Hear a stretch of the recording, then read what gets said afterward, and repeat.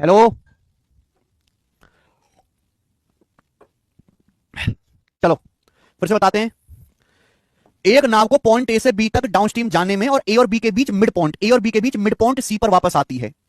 Current की speed 5 kilometre per our है। शांत जल में नाव की स्पीड 10 किलोमीटर पर आवर है। ए और बी के बीच की दूरी ज्ञात कीजिए।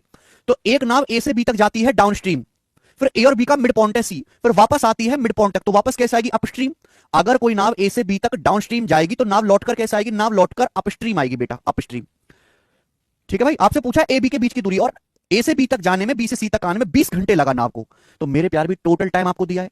तो अगर आप डाउनस्ट्रीम की स्पीड क्या आ जाएगी? X plus Y. नाव की शांत जल में चाल 10 है, करंट की स्पीड वाई है, तो डाउनस्ट्रीम की स्पीड क्या आ जाएगी? 10 5 15। अपस्ट्रीम की स्पीड क्या आ जाएगी? 5।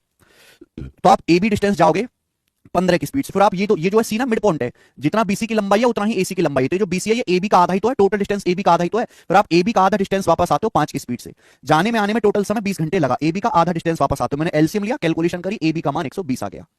ठीक है जी, एकदम सिंपल सवाल था। आगे चलते हैं, एमटीएस के पेपर का क्वेश्चन है, ये बताओ। सवाल नंबर है मेरे प्यार भी 65, ये बताइए जल्दी से।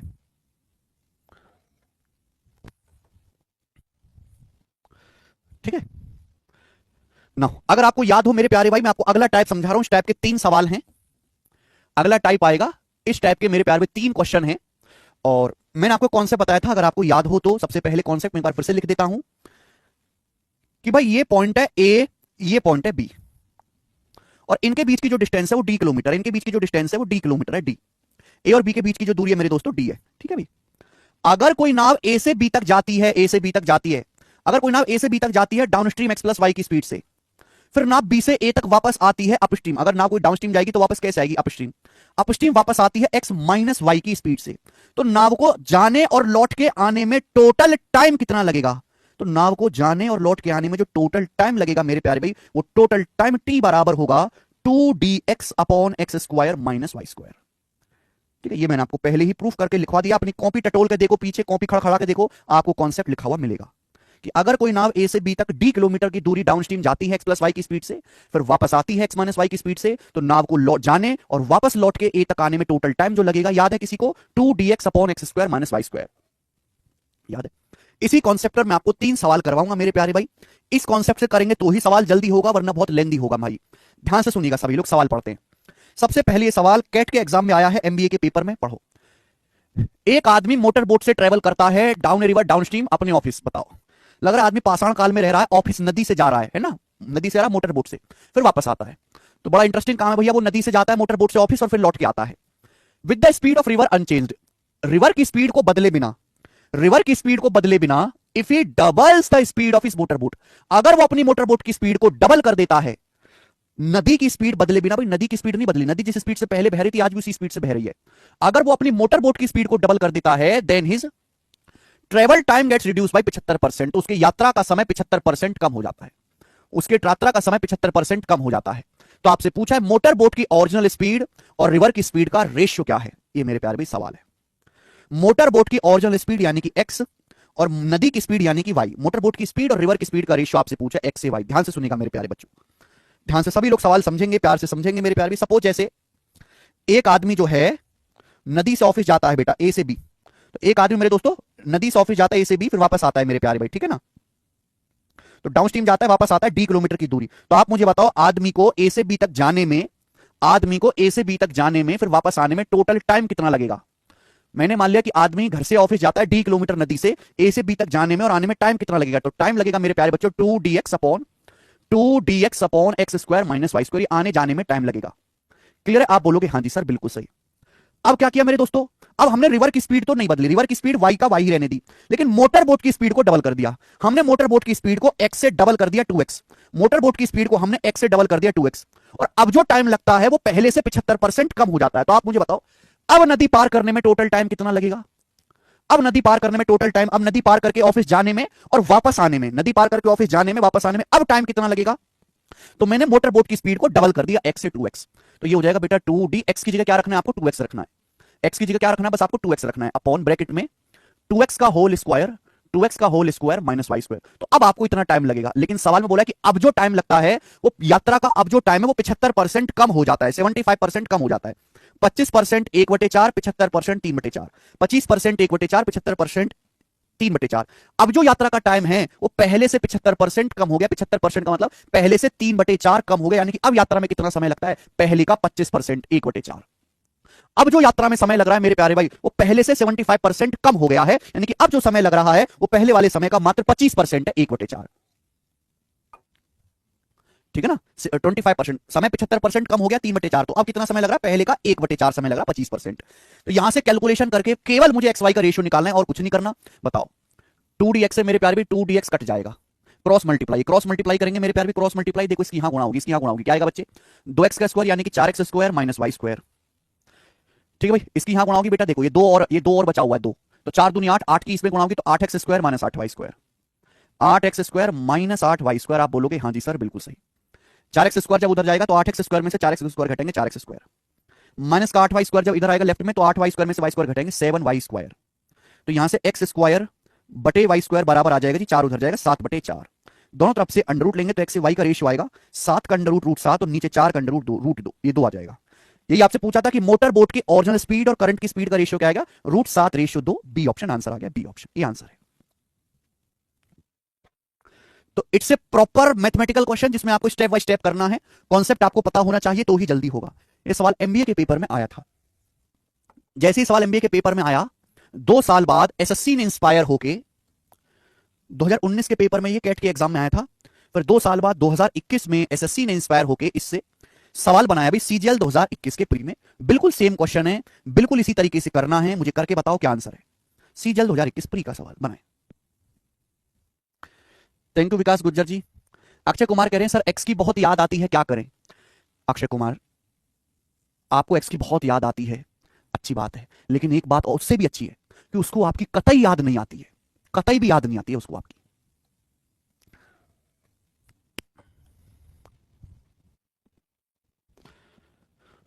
चलो,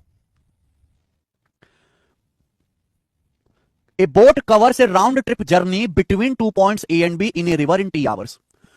कोई नदी राउंड ट्रिप, सॉरी कोई नाव किसी नदी में दो बिंदु ए और बी के बीच राउंड ट्रिप यात्रा वाली दूरी को T घंटे में तय करती है। राउंड ट्रिप क्या होता है? What is round trip? Round trip का मतलब होता है ए से बी तक जाना और राउंड मार के वापस आ जाना, जाना और आने से बोलते हैं राउंड ट्रिप जर्नी। तो कोई नाव एक नदी में ए से बी तक जाती है फिर वापस आती है, राउंड ट्रिप टोटल कितना समय लेती है? T घंटे। T घंटे का समय लेती है कोई नाव। आगे क्या बोला है? आगे बोला if its speed in still water become 2 times. अगर नाव की स्टिल वाटर में स्पीड को दुगना कर दे, नाव की स्टिल वाटर में स्पीड क्या होती है? x। अगर नाव की स्टिल वाटर में स्पीड को x से 2x यानी कि डबल कर दें तो अब नाव को सेम जर्नी में, अब नाव को सेम जर्नी में 80/161 T घंटे का समय लगता है। नाव को सेम जर्नी में 80/161 T आवर्स का समय लगता है। तो आपसे पूछा है स्टिल वाटर में स्पीड और रिवर की स्पीड, स्थिर जल में इसकी चाल का रिवर की चाल से क्या रेशियो है? तो यानी कि मैंने मान ली स्थिर जल में चाल x है, स्टिल वाटर में स्पीड x है नाव की, रिवर की स्पीड y, आपसे x से y का रेशियो पूछा है, सवाल में कोई परेशानी नहीं।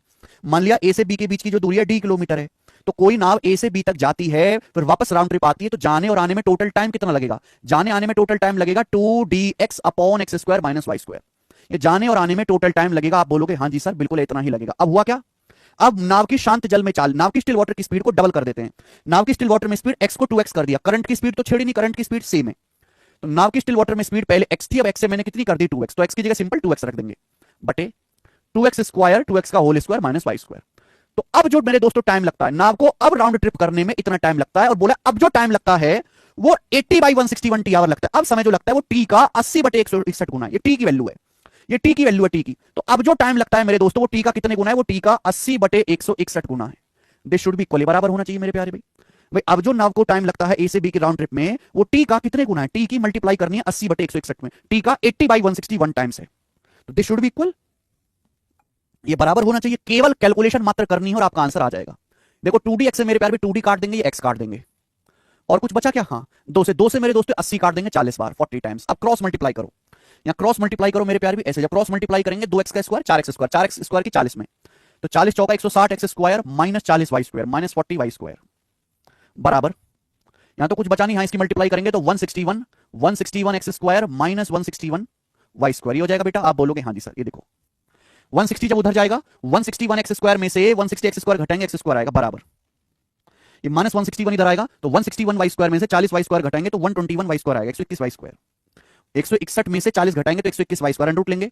ये x बराबर 121 का अंडर रूट 11 वाई, x बराबर 11 वाई आएगा। तो x से y का रेशियो क्या आएगा, बटे वाई इधर आएगा, x बटे वाई आ गया जी 11 11 x बटे वाई, और 11 को क्या लिख सकते हैं 11 बटा 1। तो x से y का रेशियो ये ए ऑप्शन आ गया, 11 रेशियो 1 ही करेक्ट है। बताओ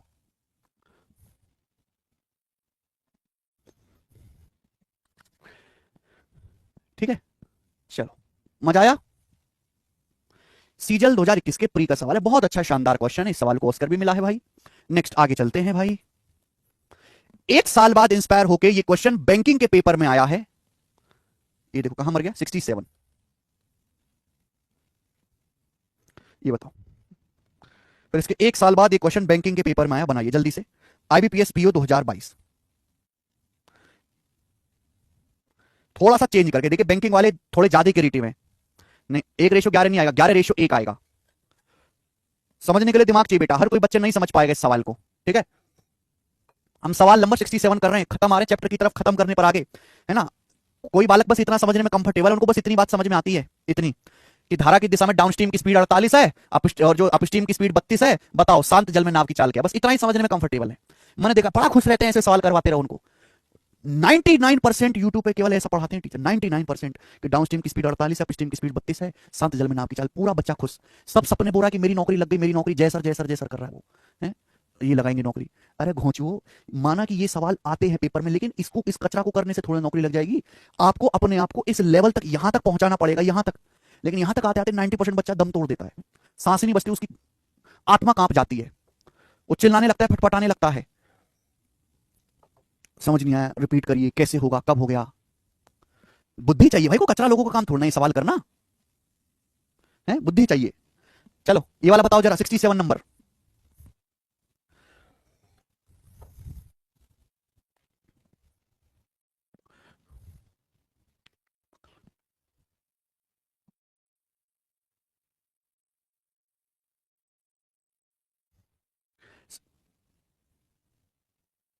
ज्यादा सॉल्व नहीं, एक्स से वाई का रेशियो तो पूछा, एक्स से वाई का रेशियो 11:1 आएगा जी। बताओ, ध्यान सुनेगा। एक आदमी ए से बी तक जाता है और फिर वापस आता है 4.5 घंटे में, ठीक है। एक आदमी ए से बी तक जाता है, वापस आता है 4.5 घंटे में, okay. A block of wood when allowed to go with the stream from A to B take 6 hours.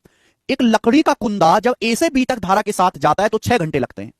धारा की गति का, यानी कि मेरे, सॉरी हिंदी में गलत लिखा हुआ है, हिंदी में यहां पे गलत लिखा हुआ है, हिंदी में गलत लिखा हुआ मेरे प्यारे भाई, इंग्लिश में पढ़िएगा ये लाइन।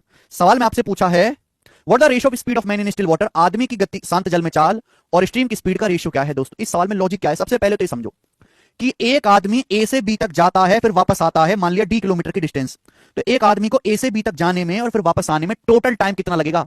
तो जाने और आने में आदमी को टोटल टाइम लगेगा 2dx upon x square minus y square. जाने और आने में आदमी को टोटल टाइम लगेगा 2dx upon x square minus y square. और जाने और आने में आदमी को टोटल टाइम कितना लगता है, 4.5 घंटे, 4.5 आवर्स का समय लगता है। एक आदमी ए से बी तक तैरता है फिर वापस आता है भी d किलोमीटर, तो आने जाने में टोटल टाइम लगेगा 2dx upon x square minus y square. ध्यान सुनिएगा मेरे दोस्तों। अब अगली जो लाइन है मेरे प्यारे भाई, लकड़ी का एक कुंदा ए से बी तक धारा के साथ जाता है तो 6 घंटे लगते हैं।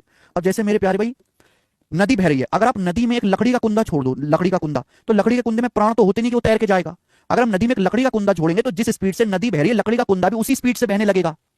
बात समझ रहे मेरी। अगर हम नदी में एक लकड़ी का कुंदा छोड़ दें तो नदी जिस स्पीड से बह रही है, यानी कि जो धारा की स्पीड है, लकड़ी का कुंदा भी उसी स्पीड से तैरने लगेगा।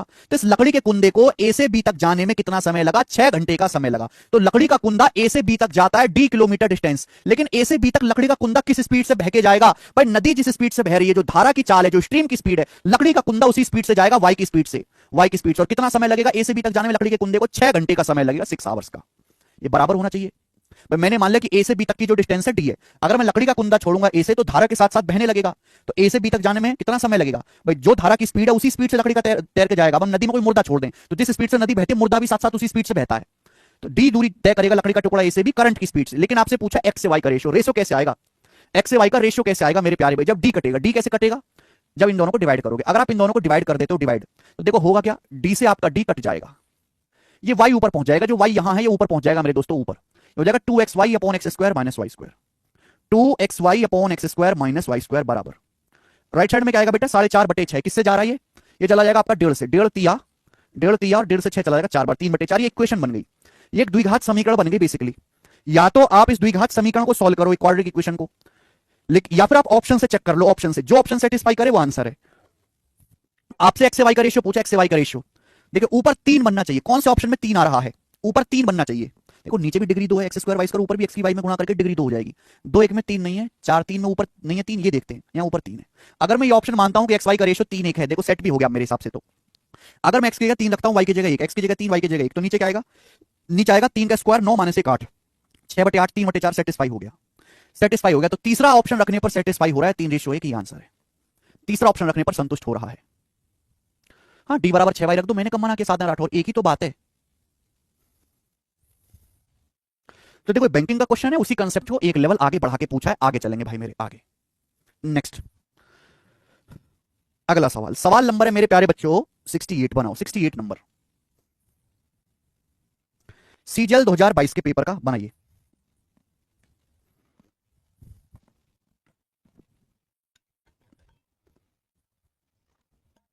एक्स के ऊपर 3 बनना चाहिए बेटा, 3। मैंने देख लिया कि भाई ऐसा ऑप्शन होगा जो यहां ऊपर 3 लाए। ऊपर 3 तभी आएगा जब या एक्स या वाई में 3 आता हो। एक्स वाई में 3 यहां आ रहा है ऊपर 3, इसलिए मैंने ये चेक किया। जल्दी आगे। अब यहां से सारे मिसलेनियस क्वेश्चन है। 4 सवाल मैंने डाले हैं बेटा अब यहां से, ये चारों मिसलेनियस क्वेश्चन है, ये किसी टाइप को फॉलो नहीं करते। सवाल नंबर 68 बनाओ।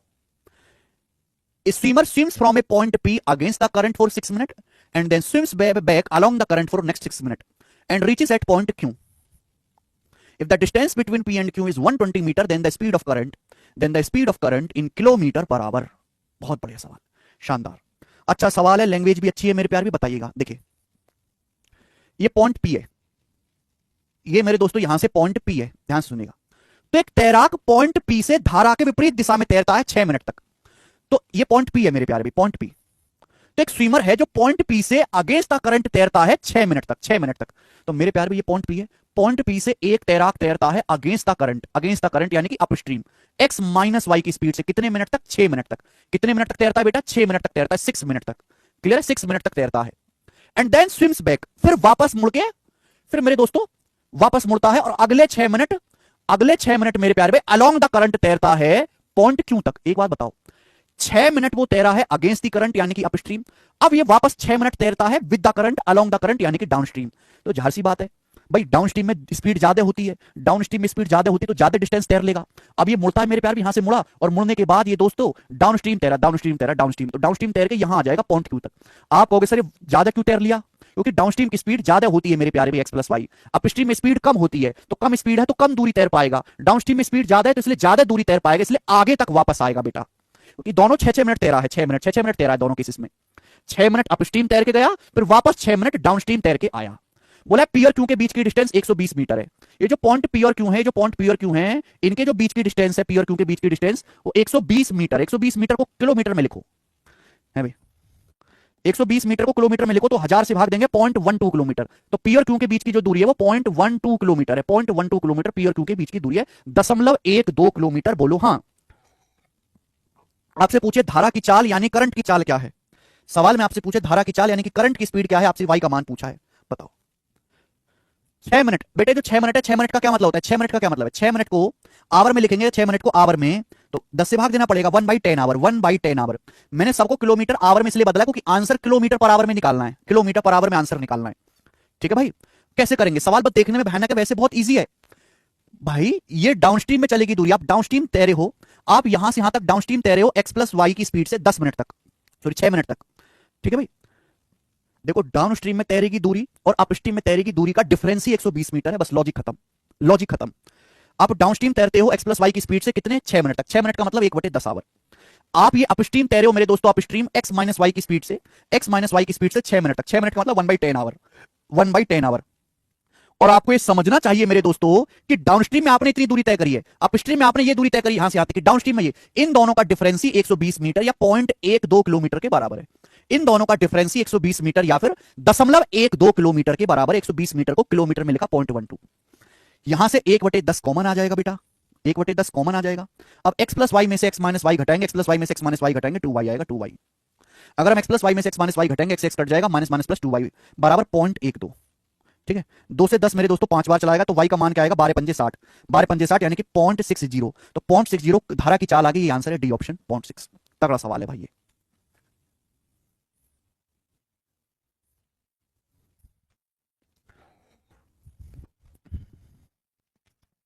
नेक्स्ट सर, ये बहुत अच्छा सवाल लगा।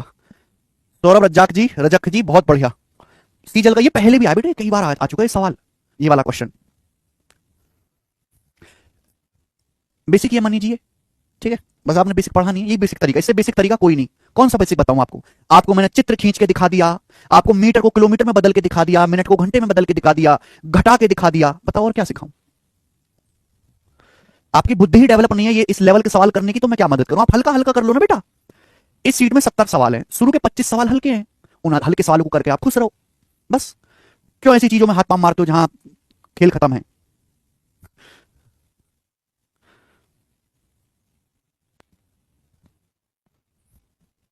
नेक्स्ट, आगे मेरे प्यारे भाई, 69 नंबर सवाल।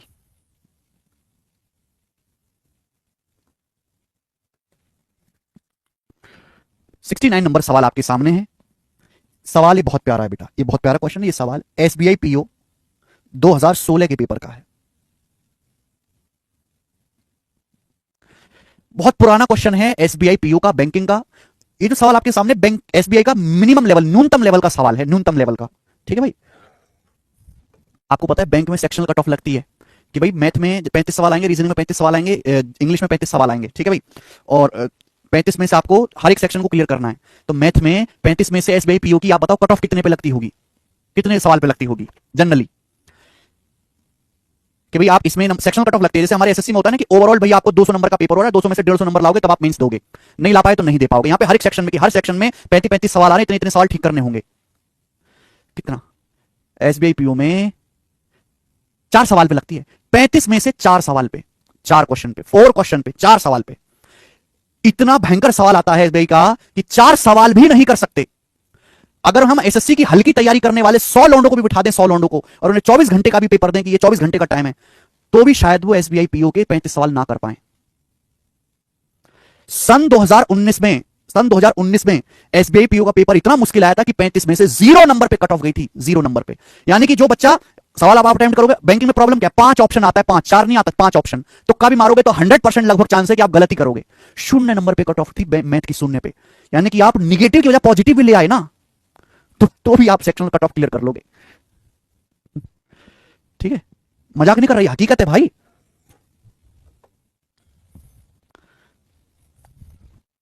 तो ये एसबीआई पीओ का इजीएस्ट सवाल है। आप कहोगे सर आप हमें क्यों करवा रहे हो इसको? इस सवाल से इंस्पायर होके हर एग्जाम ने सवाल बनाए इसके छोटे वर्जन, हर एग्जाम ने, यूपी पुलिस ने भी, रेलवे ने भी, एसएससी ने भी। मैं आपको प्राइम करवा देता हूं, कभी कोई दिक्कत नहीं आएगी।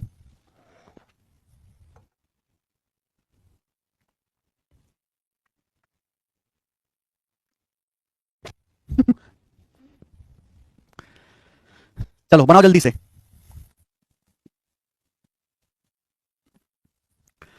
एक समुद्री जहाज किनारे से 77 किलोमीटर की दूरी पर है। आप ये समझो मेरे प्यारे भाई कि जैसे ये समुंदर है, आप समझो मेरे दोस्तों कि जैसे ये समुंदर है। सवाल बहुत आसान है, ये समुंदर है, अब ये जहाज, एक जहाज है, बड़ा सा जहाज है, ये किनारे से 77 किलोमीटर की दूरी पर, ये बड़ा सा जहाज है एक, इस तरीके से, इसमें बहुत सारे लोग हैं। ठीक है भाई, ये जहाज है मेरे प्यार भी, किनारे से कितनी दूरी पर है, 77 किलोमीटर, 77 किलोमीटर की दूरी पर है ये, किनारे से 77 किलोमीटर की दूरी पर। ठीक है, उसमें एक छेद हो गया, अब इस जहाज में एक छेद हो गया, जहाज में एक छेद हो गया भाई, यहां से टप टप करके पानी गिरने लगा, इसमें छेद हो गया, लीकेज हो गया, लीकेज। ठीक है, आप बोलोगे सर ये तो बहुत बुरा हुआ, लीकेज हो गया, यहां से टप टप करके पानी गिर रहा है। हर 5.5 मिनट में इस छेद से, हर 5.5 मिनट में 2 सही 1/4 टन पानी निकलता है। हिंदी में पढ़ते हैं बेटा, सॉरी इंग्लिश में पढ़ते हैं, हिंदी में तो थोड़ा अजीब सा लिखा हुआ है। इस छेद में हर 5.5 मिनट में मेरे प्यारे में 2 सही 1/4 टन पानी भर जाता है। हर 5.5 मिनट में 2 सही 1/4 टन पानी जो है इस लीक से जहाज में चढ़ जाता है।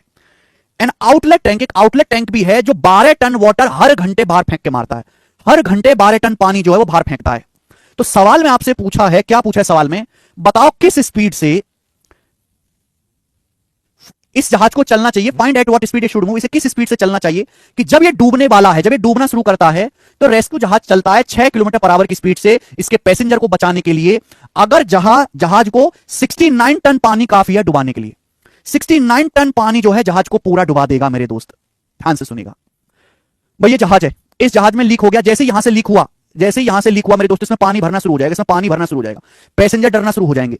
अब 69 टन पानी काफी है, जैसे ही 69 टन पानी इसमें मेरे दोस्तों चढ़ गया, ये जहाज पूरा का पूरा डूब जाएगा। अब बोला इस जहाज को कितनी स्पीड से किनारे की तरफ चलना चाहिए। एक रेस्क्यू जहाज मेरे दोस्तों बचाने के लिए आता है, रेस्क्यू जहाज आता है बचाने के लिए मेरे दोस्तों, रेस्क्यू जहाज कितने 6 किलोमीटर पर आवर की स्पीड से, भाई इसके पैसेंजर को बचाने के लिए रेस्क्यू जहाज आ रहा है इधर से 6 किलोमीटर पर आवर की स्पीड से।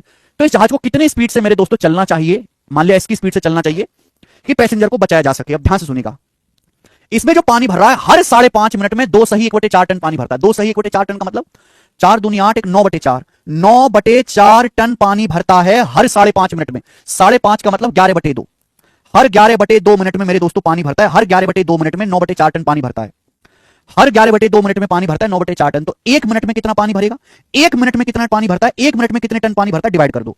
1 मिनट में इतने टन पानी भर रहा है 1 मिनट में।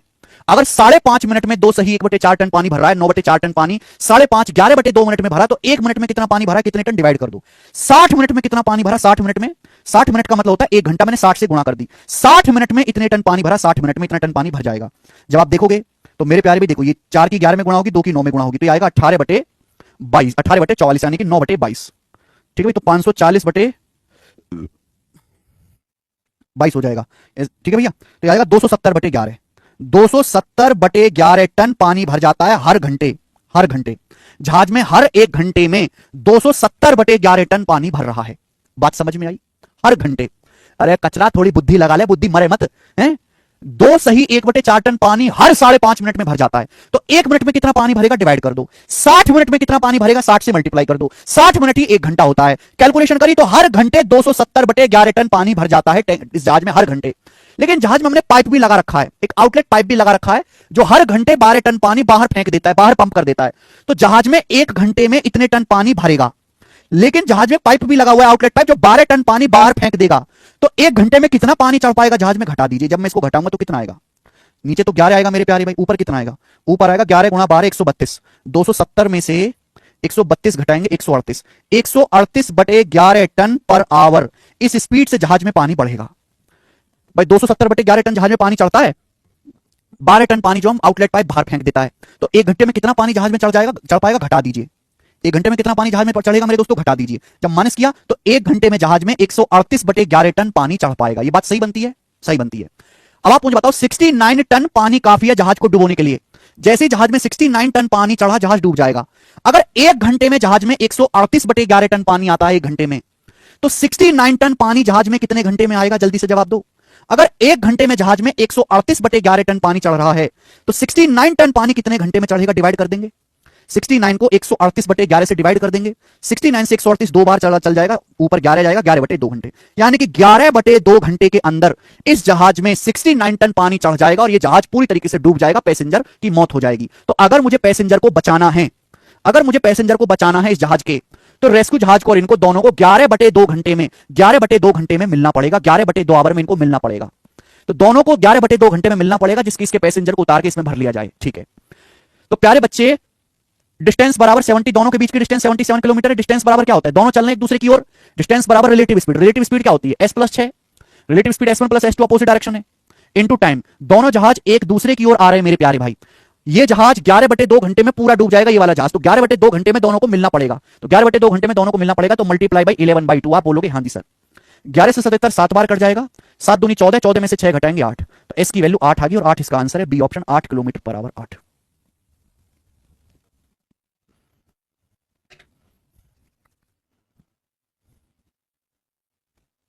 ठीक है, खत्म।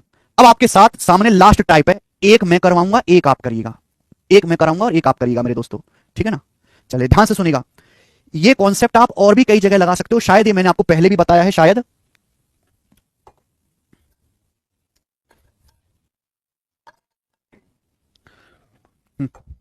देखो मेरे प्यारे भाई, सभी लोग ध्यान से सुनिएगा।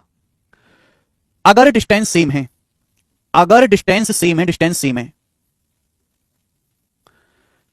तो स्पीड और टाइम का रेशियो एक दूसरे का उल्टा होता है। अगर डिस्टेंस सेम है तो स्पीड और टाइम का रेशियो एक दूसरे का उल्टा होता है, उल्टा, रिवर्स।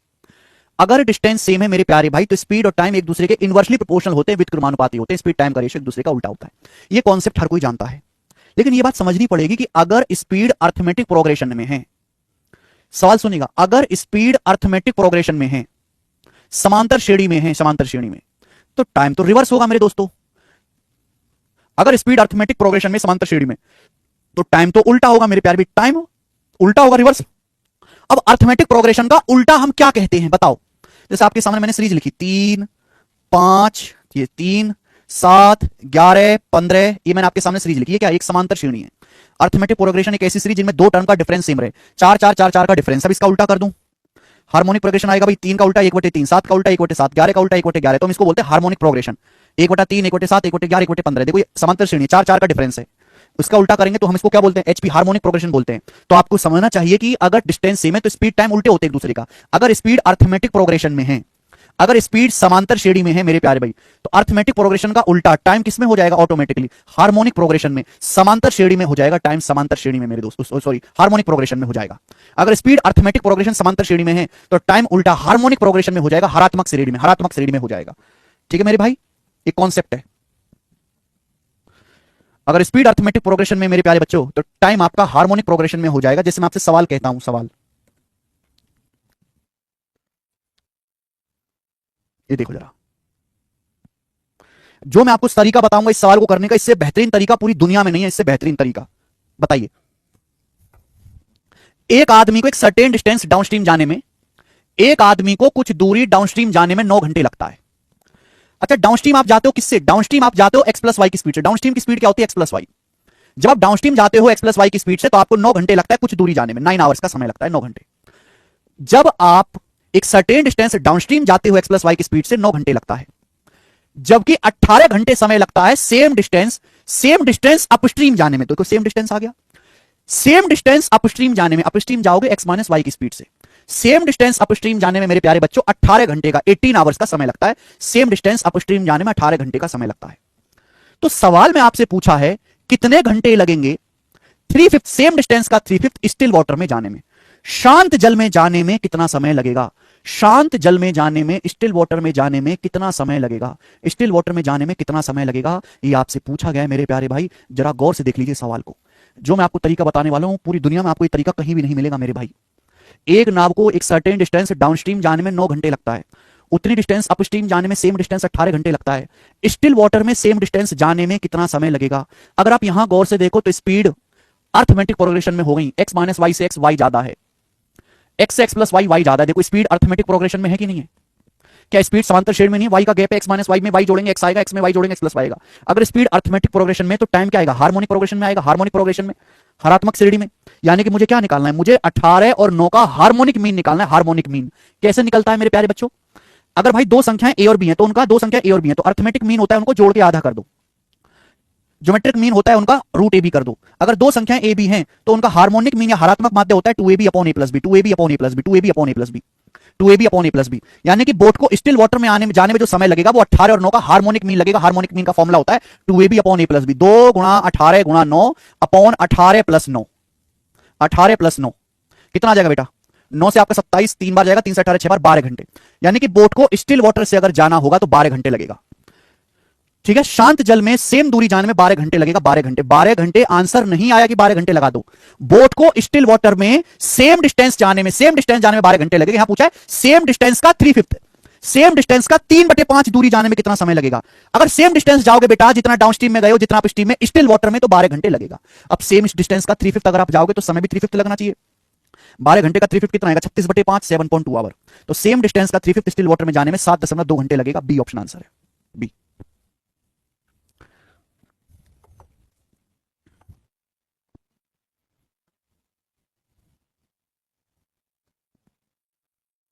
क्या प्यारा सवाल है। जितना प्यारा सवाल है उससे भी प्यारा तरीका है।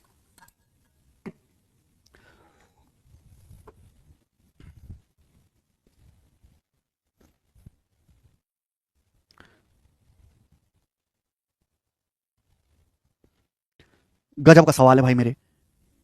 देखो इस कंसेप्ट के कई सारे एप्लीकेशन है। मैं आपको एक लास्ट एग्जांपल देकर और समझाता हूं यही कॉन्सेप्ट का इस्तेमाल। जैसे देखो, इस साल DSSB के पेपर में सवाल आया था कि एक आदमी सुबह अपने घर से चलना शुरू करता है किसी टाइम। एक आदमी सुबह मेरे प्यारे भाई घर से चलना शुरू करता है किसी टाइम, घर से सुबह सुबह। जब वो 9 किलोमीटर पर आवर की स्पीड से चलता है, 9 किलोमीटर पर आवर की स्पीड से चलता है, तो वो 11 बजे, तो वो कितने बजे पहुंचता है? नहीं, जब वो 16 किलोमीटर पर आवर की स्पीड से चलता है तो दोपहर में 1 बजे पहुंचता है। 1 बजे, 1 बजे, 1 बजे, सॉरी 11 बजे पहुंचता है। कितने बजे पहुंचता है? 11 बजे पहुंचता है। जब वो 9 किलोमीटर पर आवर की स्पीड से चलता है तो अपनी डेस्टिनेशन पर दोपहर में 1 बजे पहुंचता है। 1 बजे। सवाल पढ़ लीजिएगा बेटा। एक आदमी सुबह सुबह किसी टाइम अपने घर से चलना शुरू करता है पलवेल के लिए, पलवेल के लिए। जब वो 16 किलोमीटर पर आवर की स्पीड से चलता है तो 11 बजे पलवेल पहुंचता है। जब वो 9 किलोमीटर पर आवर की स्पीड से चलता है तो 1 बजे पहुंचता है। बोला किस स्पीड से चलना चाहिए कि एग्जैक्ट 12 बजे पलवेल पहुंचे? किस स्पीड से उसे चलना चाहिए कि एग्जैक्ट 12 बजे वो पलवेल पहुंच जाए? एग्जैक्ट 12 बजे। ये सवाल आ गया।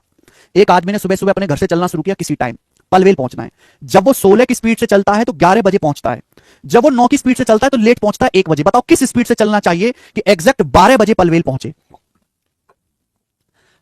आप यहां पर टाइम देखो मेरे प्यार पे, टाइम एपी में 11 से 12 1 घंटा है, 12 से 1 घंटा टाइम एपी में। अगर टाइम एपी में तो स्पीड किस में होगी? हार्मोनिक प्रोग्रेशन में। बट डिस्टेंस तो सेम जा रहे हो, घर से पलवेल डिस्टेंस सेम है, घर से पलवेल जा रहे हो डिस्टेंस सेम है। अगर टाइम अर्थमेटिक प्रोग्रेशन में तो स्पीड किस में होगी? हार्मोनिक प्रोग्रेशन में होनी चाहिए। यानी कि 16 9 का हार्मोनिक मीन निकालना है। 2 गुणा 9 गुणा 16 अपॉन 9 प्लस 16 आ जाएगा।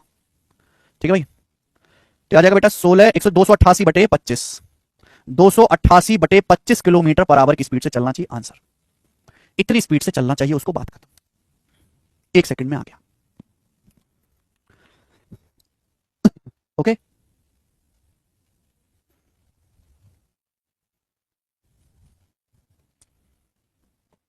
ठीक है, डिवाइड भी कर सकते हो, ऊपर नीचे 4 से गुणा भी कर सकते हो बेटा।